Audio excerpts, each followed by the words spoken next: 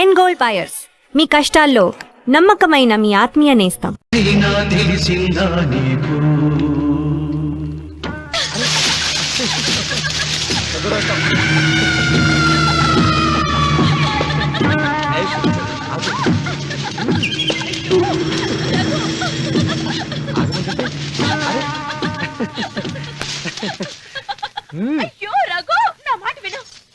ఏంటి సులోచన ఇది? ఎన్నాళ్ళలో ముట్టుకోకుండా బ్రహ్మచారిలో ఉండమంటావు? అది కాదు రఘు, నా మాట విను. ఏంటి కాదు? ఇంతకీ మన ప్రేమ విషయం మీ నాయనంతో చెప్పావు లేదా? లేదు. చెప్పవు. నీ వల్ల కాదు. నేనే మా నాన్నతో మన ప్రేమ సంగతి చెప్పేస్తాను. ఏమొద్దు, నేను చెప్పేస్తాను. నువ్వు ఊరుకో. నేను చెప్పేస్తాను.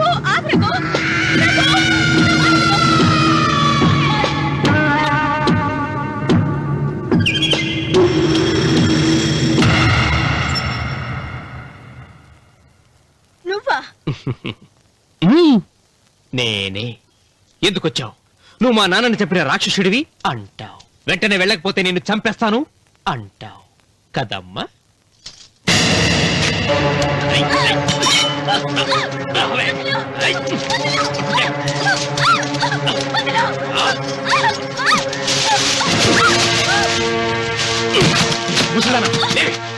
చెప్పు, వీళ్ళ నాన్నని చంపింది ఎవరు? నేనా? నేను చంపానా? నిజం చెప్పు. చెప్పు, ఎవరు చంపారు? ఎవరు చంపారు? చెప్పు.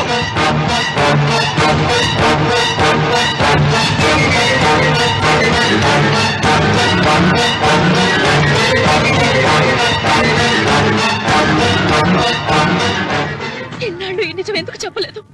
నీ ప్రాణం కాపాడడానికి. నీకు నిజం తెలిస్తే నిన్ను చంపేస్తాడేమోనని భయంతో నీకు చెప్పుండదు. పాపానికి ప్రాయశ్చిత్తం కావాలమ్మా.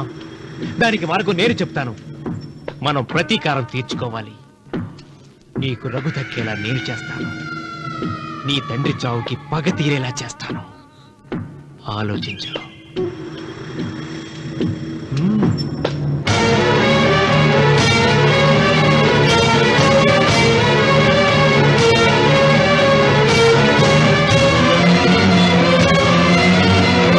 నేను నమ్మను. మా నాన్న దేవుడు. మా తాతయ్యకు జరిగిన అన్యాయానికి ప్రతీకారంగా పొలాలు స్వాధీనం చేసుకున్న మాట నిజమే, కానీ హత్యలు చేసే అంత దుర్మార్గుడు కాదు మా నాన్న.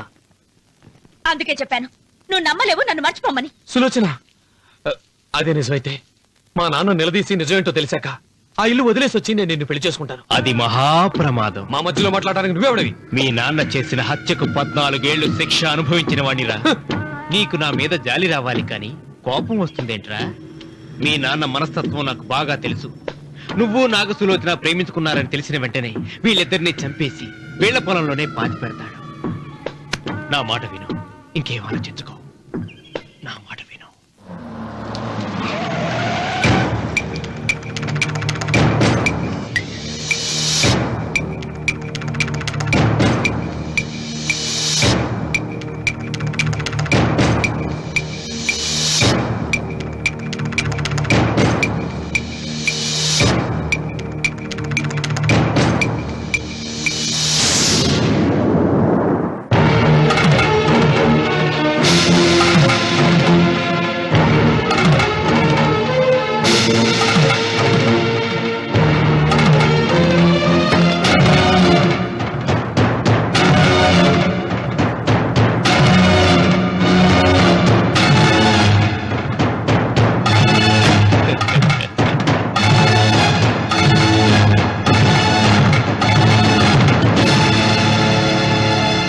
అన్నయ్య నమస్కారం.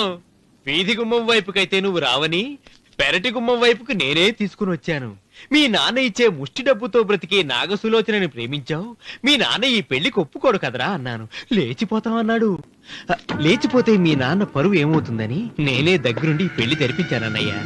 వాళ్ళ నాన్నను చంపిన పాపానికి ఈ మాత్రం పుణ్యం చేయాలి కదా. వాళ్ళ నాన్నని ఎవరు ఎక్కడ ఎలా చంపారన్నది నేను ఎవ్వరితో చెప్పలేదు. నీ బాధ నాకు అర్థమైంది అన్నయ్య, నీ బాధ నాకు అర్థమైంది. రేయ్, ఏంట్రా అలా చూస్తూ నిలబడ్డారు? వచ్చి కాళ్ళ మీద పడి ఆశీర్వాదం తీసుకోండి.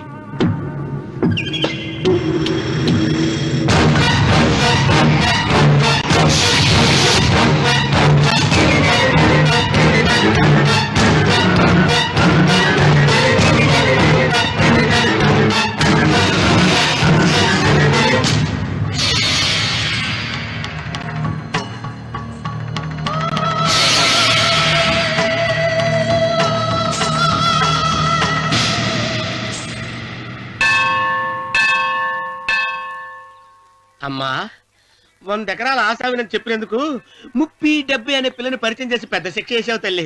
తప్పైపోయిందమ్మా, క్షమించే తల్లి. ఈసారి అలా చేయను. మంచి పిల్లనిచ్చి పెళ్లి చేయమ్మా. అలాగేనా? ఆ! తల్లి, అమ్మా. అమ్మా, సూపర్ ఫిగర్ తల్లి. అమ్మా!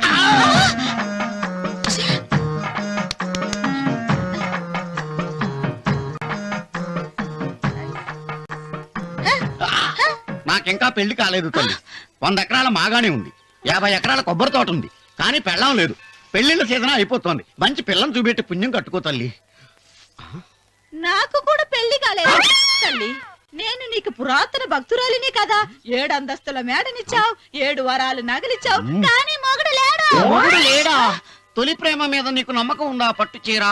మలి ప్రేమ మీద నీకు నమ్మకం ఉందా? సిలుకులాల్చి ఉంది 7 అంతస్తుల మేడ. నేను నీకు నచ్చేనా 100 ఎకరాల ఆసామి? నువ్వు తప్ప ఎవ్వరూ నచ్చరు. వచ్చే మంగళవారం నా ఇంటికి ఒకసారి రండి, నన్ను చూసుకోడానికి.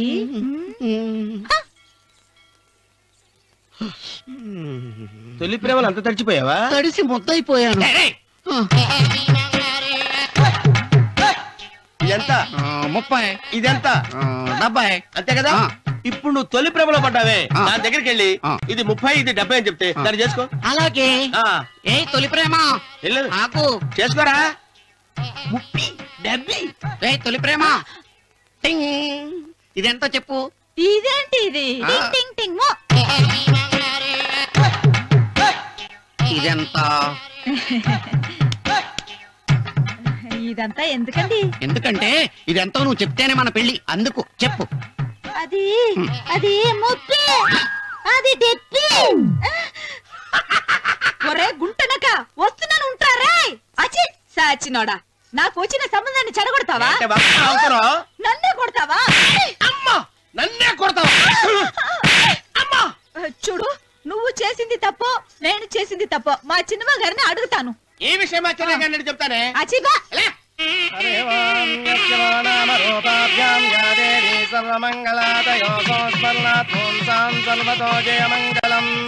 శ్రీమంగళ గౌరీ దేవతాయై నమః. అమ్మా, తమ రెండో కోడను కూడా తీసుకొచ్చి కూర్చోబెట్టండి. అలాగే. సంబోధరాంగ్రద్వయమంబయ శ్రీ సర్వస్వ.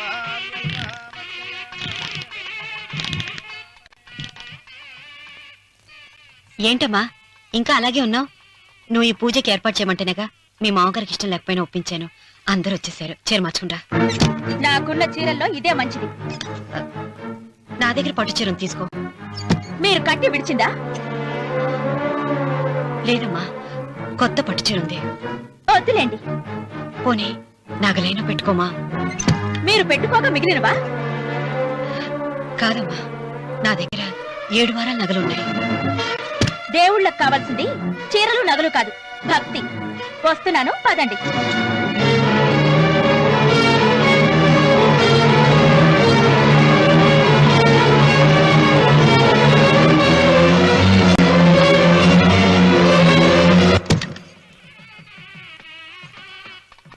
అమ్మా, రెండో కోడను త్వరగా తీసుకురండి. ఈ హోరలోనే వ్రతం పూర్తి చేస్తే చాలా మంచిది. ఆ, రఘు ఇట్రా. ఏంటమ్మా?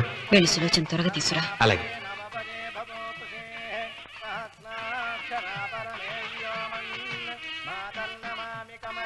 ఏమంది? రానుందమ్మా. ఎందుకని? ఎందుకని ఇంతమంది అడుగుతున్నారా? ఈ వ్రతం పెట్టింది ఎందుకు? ఆ, నా పెద్ద కోడలు కోటీశ్వరరాలు, అందుకే 25,000 రూపాయల పట్టు చీర కట్టుకుని 10 లక్షల రూపాయల బంగారం ఒంటి మీద వేసుకుందని గొప్పగా చూపించి నా రెండో కోడలు ఏమీ లేదన్న నమ్మకానికి కదా. మాట్లాడక. అమ్మా, నీ కొత్త పట్టు చీర నగలు తనకి ఇవ్వమ్మా. ఇస్తానన్నాను, తానే వద్దంది. అయ్యో అయ్యో అయ్యో, ఎంత అబద్ధం! ఇస్తానన్నారా? మీరు ఇస్తానన్నారా? చూసారా చూసారా ఎంత అబద్ధం ఆడుతున్నారు? నీ మొహానికి ఈ నేత చీర వస్తున్నాడు చాలే అనలేదు. నాగ సులోచన, మీరు అలా అన్నారని ఈ ఇంటి మూలంగా చచ్చిపోయిన మా నాన్న మీద ఒట్టేసి చెప్తున్నారు. మీరు మీ ఆయన మీద ఒట్టేసి చెప్పండి. నేను మా ఆయన మీద ఒట్టేసి చెప్తున్నా. ముత్తైదువులను పిలిపించింది పసుపు కుంకుమలు గాజులు ఇచ్చి పంపటానికి గాని, ఈ ఇంటి 4 గోడల మధ్య జరిగిన దానికి సాక్ష్యాలు రుజువులు ఇప్పించి పంపటానికి కాదు. నాగసులోచన, ఈ ఇంటికి 2 సింహద్వారాలున్నాయి. దేవుడిని ప్రేమించే వాళ్లకు ఒక గుమ్మం, దేవుడిని ద్వేషించే వాళ్లకు రెండో గుమ్మం. నీ ఇష్టం వచ్చిన గుమ్మం వైపు నువ్వు వెళ్ళవచ్చు.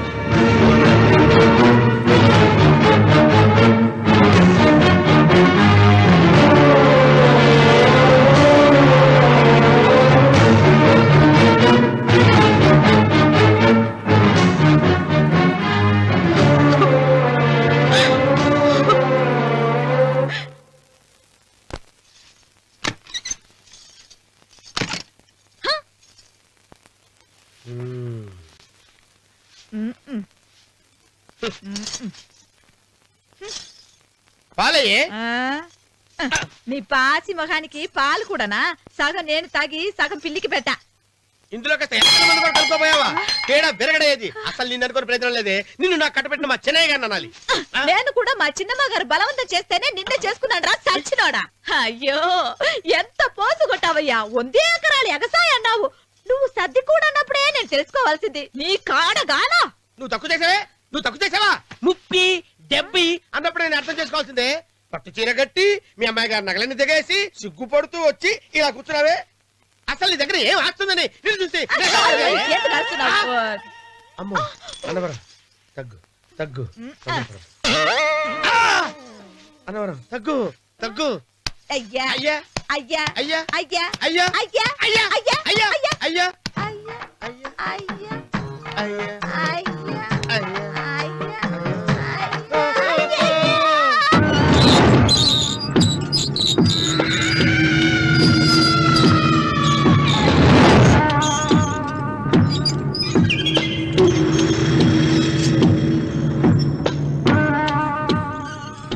ఏమండి అటు చూడండి. పిచ్చిపోతే లేక నుంచి నువ్వు తిను మావయ్య. ఏ ఇంటికి నా కోసం వచ్చావు. నిన్ను నేను గౌరవించుకోవాలి కదా. అది మా నాన్న కూర్చుని ఉయ్యాల వల్ల. ఆహా రేపు ఆయన చచ్చిపోతే ఎవరు కూర్చుంటారు? ఆయన బూడిద పోసి పెడతారా? సులోచన రఘు లేడు. ఎందుకు అలా అరుస్తారు?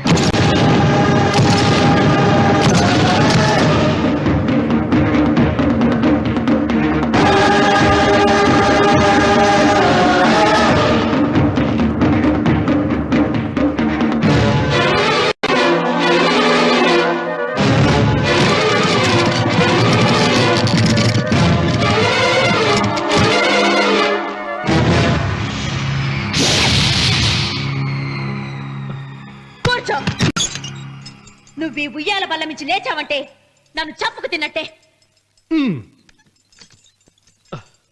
అన్వర్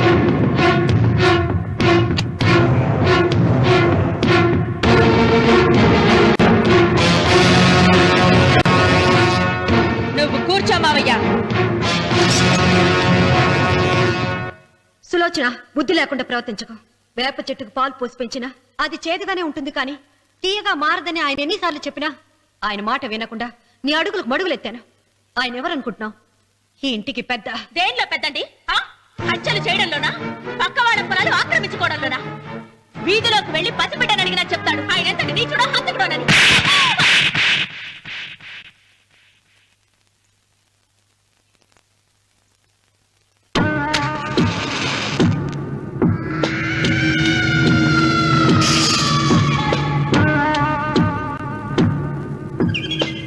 అమ్మా నువ్వెన్నైనా చెప్పు, నా భార్య మీద చేయి చేసుకోవడం నేను సహించలేను. రఘు, అన్నయ్య నీ భార్య మీద చేయి చేసుకోవడం తప్పే, కానీ దానికోసం వాటాలు పంచమని చెప్పడం న్యాయం కాదురా. నాన్న అన్నయ్యని కూడా తన వాటా తీసుకుని వెళ్ళిపోమంటున్నారు. కావాలంటే నేను నీ భార్య కాళ్ళు పట్టుకుని క్షమాపణ చెప్తాను. అమ్మమ్మమ్మమ్మమ్మమ్మమ్మమ్మమ్మ, నేను 100 సార్లు మీ కాళ్ళు పట్టుకుంటాను. మా బతికేదో మమ్మల్ని బతకనివ్వండి. ఏంటి నించున్నారు? రండి, అక్కడ ఎదురు చూస్తున్నారు. చేసిందంతా చేసి కాళ్ళు పట్టుకుంటున్నట్టు మాట్లాడండి. నీ కన్నీళ్లకు రాళ్లు కరుగుతాయి గాని కన్నవాళ్లు కరగరు సీత. సీత, వాళ్ళు చిన్నపిల్లలుగా ఉండేటప్పుడు ఎంత సంతోషంగా ఉండేవాళ్ళం. వాళ్ళు పెరుగుతుంటే ఆ సంతోషం తరిగిపోతూ ఉంటుంది. వాళ్ళు మన భుజం దాటి పెరిగాక ఇక గడప దాటి ఎప్పుడు వెళ్ళిపోతారా అని ఎదురు చూడటమే మన పని. బాధపడకు.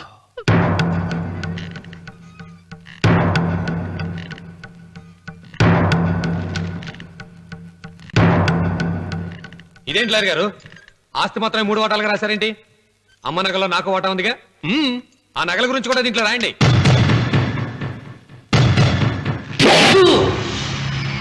అది మీ తాత పిత్రార్జితం కాదు, నా స్వార్జితం కాదు.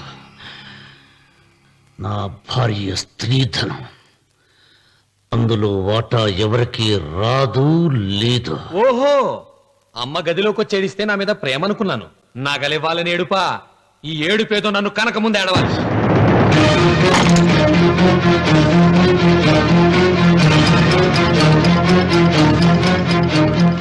ఏయ్, మీ అమ్మను ఎంత మాట అన్నావురా?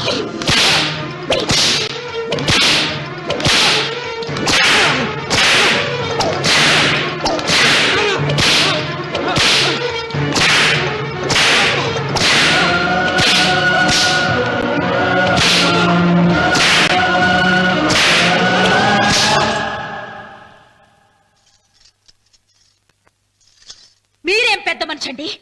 పెళ్ళైన కొడుకుని కొడతారా? ఆస్తి ఇవ్వడం ఇష్టం లేకపోతే ఇష్టం లేదు అని చెప్పండి. కూలి చేసుకుని బతుకుతాం, లేదా ఆలయం ముందు అడుక్కు తిని బతుకుతాం. ఇప్పుడు ఆయన మీ కొడుకు కాదు, నా మొగుడు. నా మొగుడిని కొట్టే హక్కు మీకు లేదు.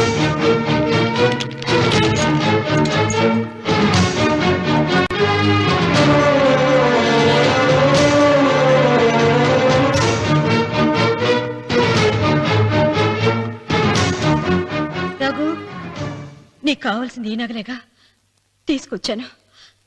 తీసుకోరా. వద్దమ్మా, వద్దు. కాదన్నయ్య. వద్దమ్మా, నా మాట విను. ఒక తల్లి కడుపున పుట్టకపోయినా నన్ను అన్నయ్య అని పిలిచావు. నా ఇల్లు నీకు పుట్టిల్లమ్మా. ఆడపడుచు బతికుండగా పుట్టిన నగలు పంచడం శుభం కాదమ్మా, శుభం కాదు. రే రఘు, ఆ నగలి బదులుగా నా పొలం, నా ఇంట్లో బంగారంతో నీకు ఇచ్చేస్తాను. తీసుకెళ్ళిపోరా. అలాగే లాయర్ గారు, అవి కూడా రాయండి.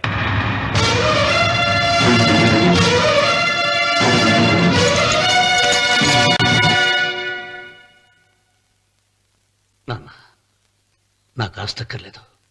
నేను మీతోనే ఉంటాను. మరదల్ని కొట్టే సంస్కారం ఉన్న కొడుకుని ఇంట్లో ఉంచుకునే సంస్కారం నాకు లేదు. వెళ్ళిపో.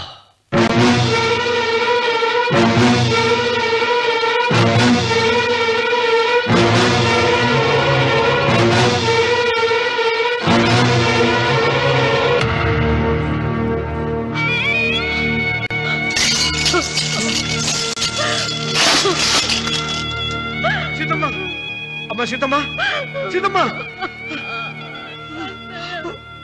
ఒరే రావుడు, నాకేదో భయంగా ఉందిరా. ఆ దేవుడి శాపం తగిలింది. లేకపోతే నీ కుటుంబం ఇలా ముక్కైపోవటం ఏంటి? నా మాట విను, వెళ్ళు. ఆ శివలింగాన్ని తిరిగి తీసుకొచ్చి యథాస్థానంలో ప్రతిష్ఠిస్తారా?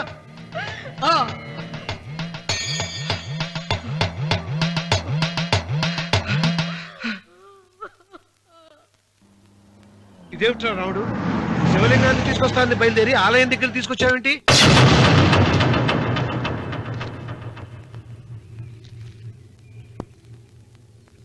ఎలారా ఈ ఆలయాన్ని పడగొట్టాలి?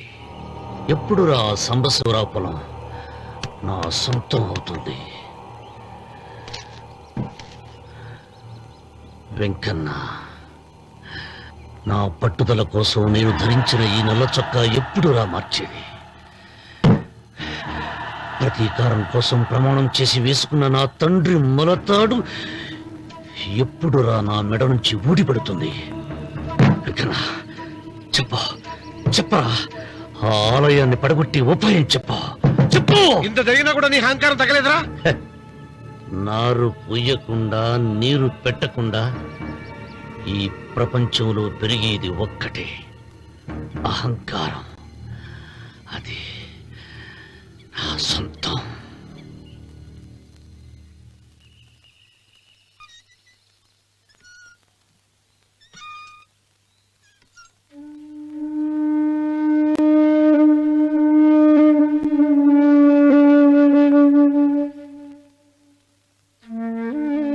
పిల్లలు వెళ్ళిపోయారు, కోడళ్ళు వెళ్ళిపోయారు. వచ్చే రాఖీ పండగ నాటికి ఇది కట్టడానికి నేను కూడా ఉండకుండా వెళ్ళిపోతానేమో. చిచ్చా, అవే మాటలమ్మా. నువ్వు నిండు 100 ఏళ్లు బతకాలమ్మా. 15 రోజులు కూడా పిల్లలు లేకుండా బతకలేకపోతున్నదని నూరేళ్ళు ఇలా బ్రతకలన్నయ్య.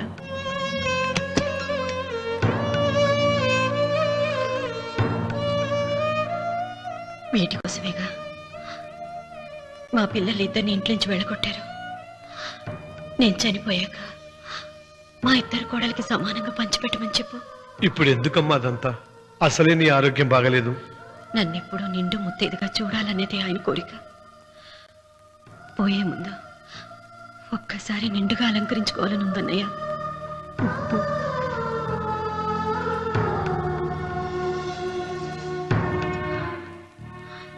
ఈ అన్నయ్య లేకపోతే నా ఈ కోరిక తీరేది కాదు. నీ చేతులతో అలంకరించన్నయ్య.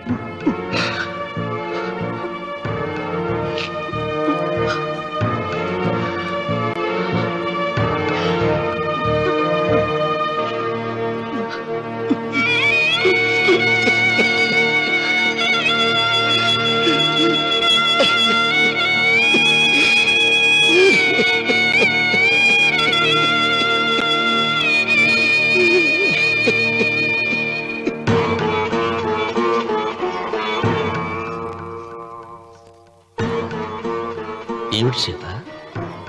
వడ్డానం పట్టట్లేదు, సరిగ్గా పెట్టండి. పేరంటానిక అర్థం ముందు అలంకరించుకుని కూర్చోవడం కంటే ఆడదానికి వేరే పేరంటే ఉంటుంది చెప్పండి. ఏమండి, మీరు ఉత్తమ జాతి స్త్రీ రెండో కోరిక కోరదు అన్నారు. అందుకే మిమ్మల్ని అడగలేకపోయాను. కానీ చనిపోయే ముందు నీ ఆఖరి కోరిక ఏమిటి అని అడుగుతారు. నా ఆఖరి కోరిక ఆ శివలింగాన్ని తీసుకొచ్చి ఇంటి ముందు ప్రతిష్ఠించండి. సీత, పళ్ళు గట్టిగా ఉంటాయని, నాలుక మెత్తగా ఉంటుందని మనం పళ్ళకే ఎక్కువ విలువనిస్తాం. వయసు పైన పడుతుంటే ఒక్కొక్క పన్ను రాలిపోతుంది. వయసు పెరుగుతున్న కొద్దీ ఒక్కొక్క బిడ్డ దూరం అయిపోతాడు. కానీ నాలుక మాత్రం భర్తకు భార్య లాంటిది, భార్యకు భర్త లాంటిది. బ్రతికినంతకాలం తోడుగా ఉంటుంది. బిడ్డలు దూరం అయిపోయారని ఏదోదో మాట్లాడుతున్నా. సీత, నా మీద కోపం వచ్చిందా?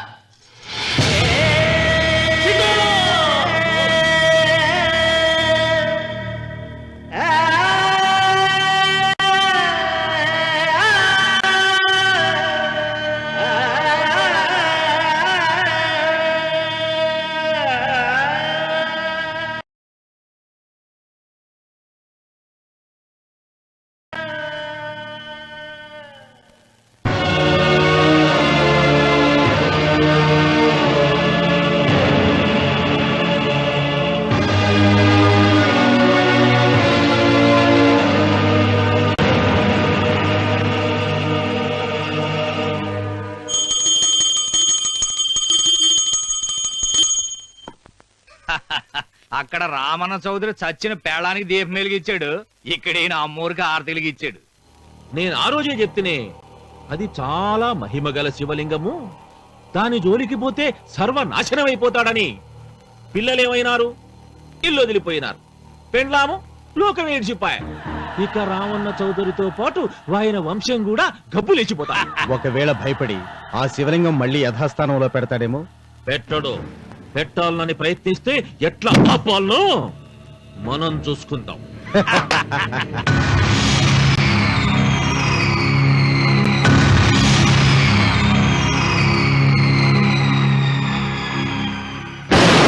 ఆలయాన్ని పడగొట్టించి ఆలయమే లేదు కాబట్టి ఇక పొలం ఎందుకని ప్రశ్నించి అప్పుడు నా స్వాధీనం చేసుకుంటాను. అమ్మవారి ఆలయాన్ని నువ్వు తాకలేవు.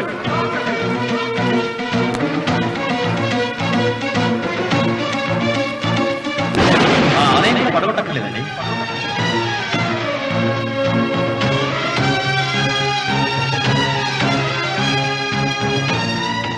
నీ వంశం నిర్వంశమైపోతుంది.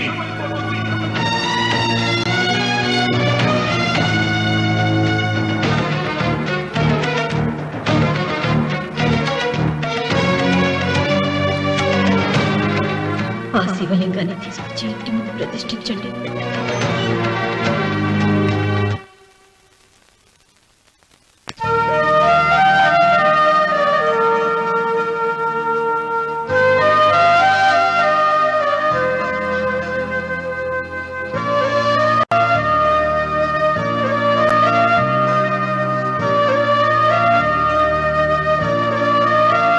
రావుడు 6 నెలల తర్వాత నీకు శుభవార్త. నీకు మనవడు పుట్టాడురా.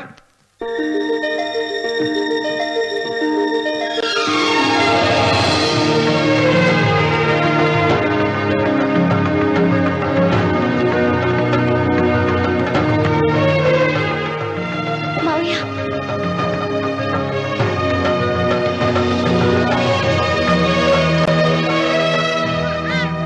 నా వంశం నిర్వంశమైపోతుందని జటాధారి శపించిన ఎదిరించి నా ఇంట పుట్టిన మొదటి వంశాంకురం.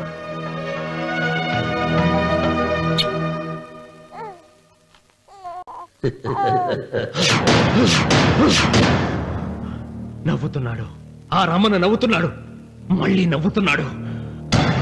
వాడు నవ్వుతున్నాడు. వారసుడు పుట్టాడని హాయిగా నవ్వుతున్నాడు. వాడి ముఖంలో ఆనందం కనిపిస్తే నీ జీవితంలో నిప్పులు పోసుకున్నట్టే తెలుసా?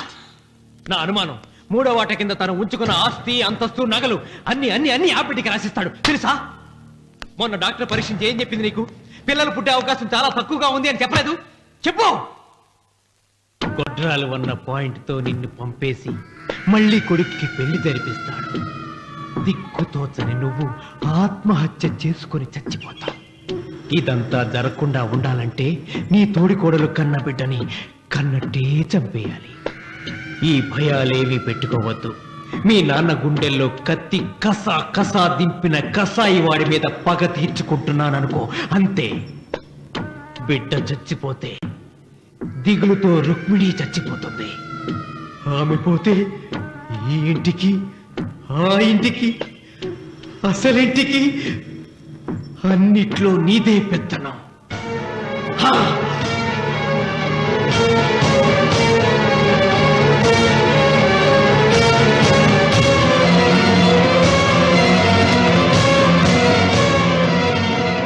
నాకు చిన్న సాయం చేయాలి. చేస్తావా? ఏంటమ్మా? బిడ్డకి పాలల్లో విషం కలపాలి. అయ్యో నేను అర్థాన్ని కాదమ్మా.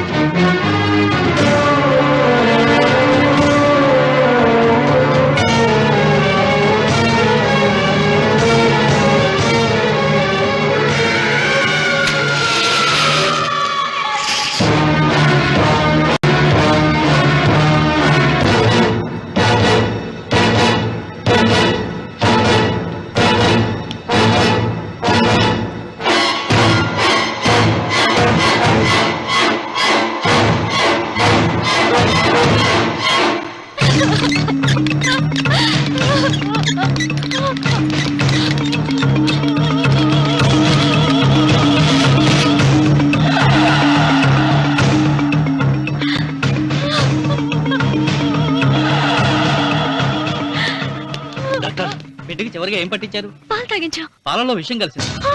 Sister, call doctor Reddy. చివరిగా పాలు ఎవరు పట్టించారు?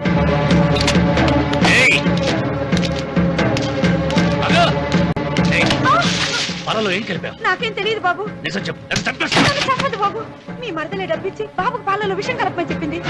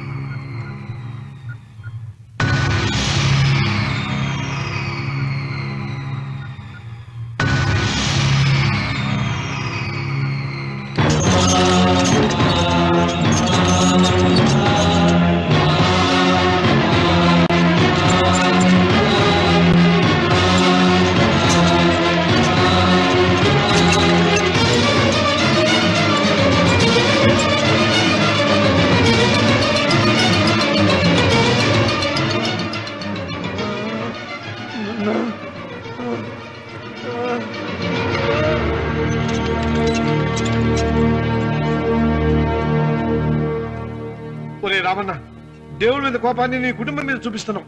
కింద జన్మలో చేసిన పాపం వల్ల నీ తండ్రి అలా అయిపోయాడు, కానీ ఈ జన్మలో చేసిన పుణ్యానికి కాదురా. దేవుణ్ణి చూపించు అన్నావు. నీ కనుపాపంతో ఉన్న సూర్యుడినే కన్నెత్తి చూడలేని వాడివి అసలు దేవుణ్ణి ఎక్కడ చూడగలవరా? రామన్న, శాపాన్ని ఎదిరించి పుట్టాడని గర్వపడిన నీ మనవడు ఇప్పుడు చావు బతుకుల్లో ఉన్నాడు రా. గాయపడిన నీ రెండో కొడుకు ఇక్కడ చచ్చిపోతే నీ పెద్ద కొడుకుని ఉరి తీస్తారా? కొడుకుల్ని, కోడల్ని, మనవణ్ణి, భార్యని అందరినీ పోగొట్టుకుని నువ్వు ఒక్కడే బతికి సాధించేదేమిట్రా?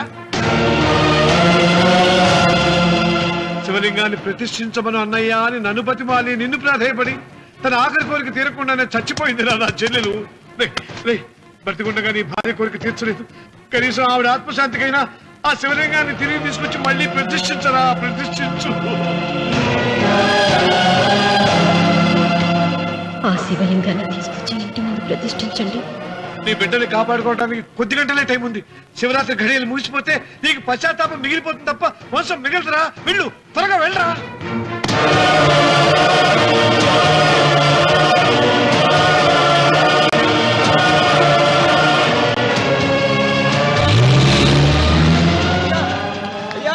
అయ్యా గారు,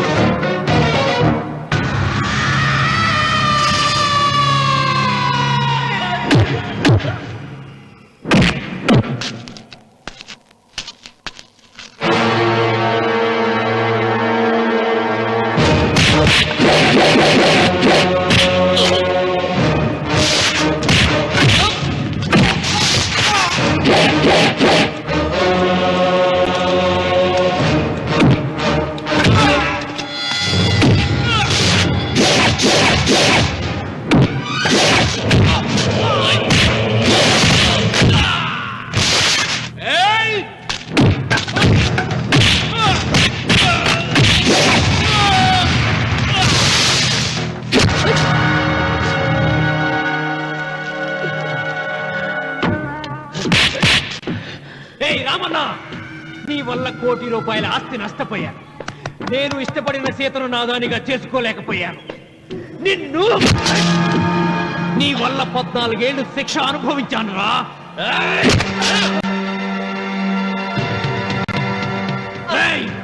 ఒంటరితనం నాకు అంటగట్టిన నిన్ను నీ కుటుంబంతో కలిసి ఉండనివ్వనురా.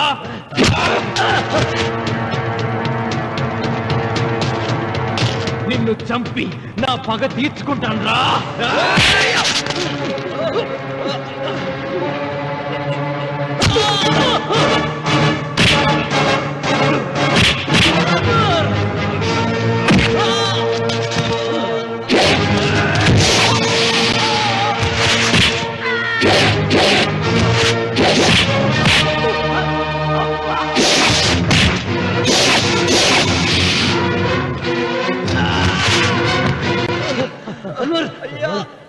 అయ్యా, శివలింగం.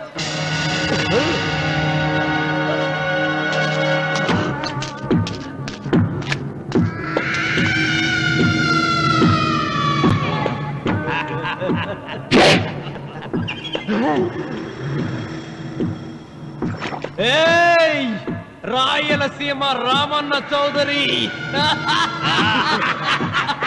ఇప్పుడు చూస్తా నిన్ను ఏ దేవుడు కాపాడతాడో.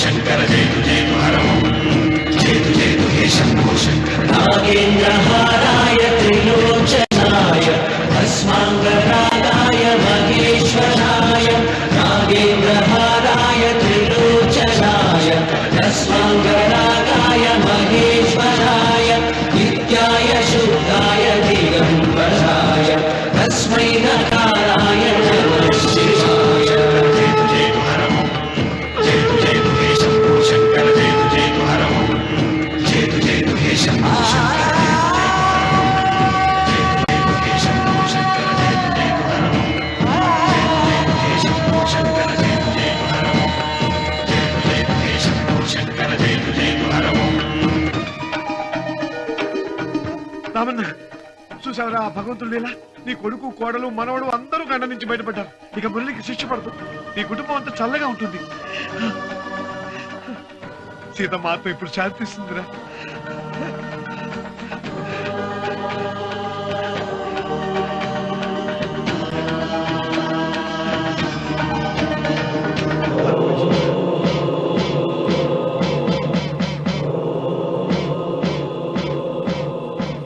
రామన్న రామన్న రామన్న